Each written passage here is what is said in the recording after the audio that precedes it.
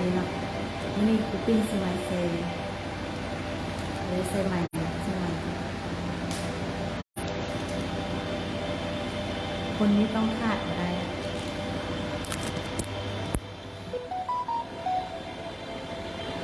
คนเราไม่ขาดอะไรความสุข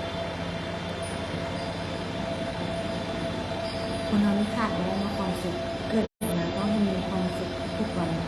ฉะนั้นเราต้องมาฝึกความสุขกันเนาะมันจะมีวิสานเคล็ดลับฝึกความคิดให้มีความให้มีสุขเพราะว่าความ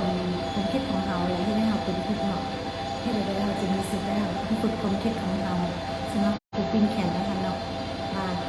ที่หนึ่งเนาะชื่อจำแต่สิ่งดีๆทุกวันถ้าเราในมือนึงนะเราจะมีหลายอันเนาะจะมีหลายอันเข้ามาในชีวิตเราในมือนึงนี้108,000 ประการเนาะเกิดจากสิ่งที่เราเห็นเราสัมผัสหรือว่าเกิดจากความคิดของเราเองเนาะฉะนั้นเราต้องฝึกความคิดของเราให้เนาะหรือว่าให้เวลาตัวเองคือคูปิ้งมาเรื่อยๆเนาะให้เวลาตัวเองอันนี้ให้เวลาตัวเองที่เป็นเนี่ยนั่งสมาธิมาหลับตานั่งสมาธิอันนี้ก็ให้เวลาตัวเองให้เวลาตัวเองฝึก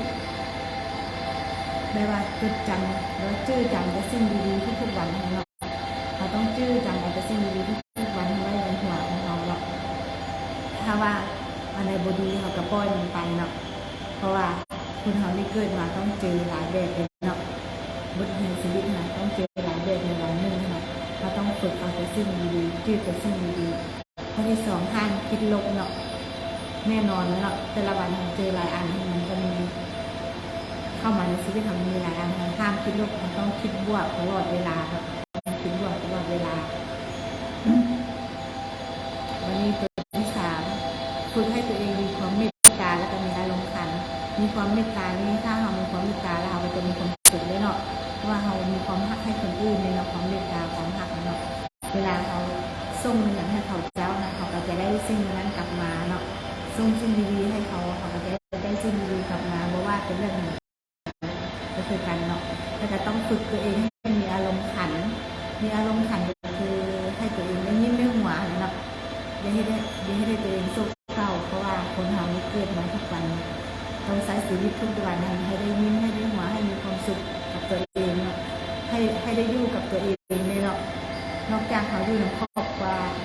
แล้วว่าอยู่นำคนล้อมข้างหลายๆคนรอบข้างสังคมซึ่งล้อมอยู่มาหมดวันแล้วเนาะเขาต้องใช้เวลาอยู่กับตัวเองอย่างน้อย10 นาที5 นาทีคือปิ้งมาอยู่เนี่ยเนาะ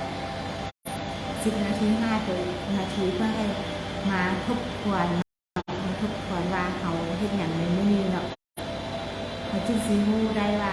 3 ข้อนี้เลยเนาะเขาสิจื้ออย่างเขาสิจื้ออย่างในมื้อนี้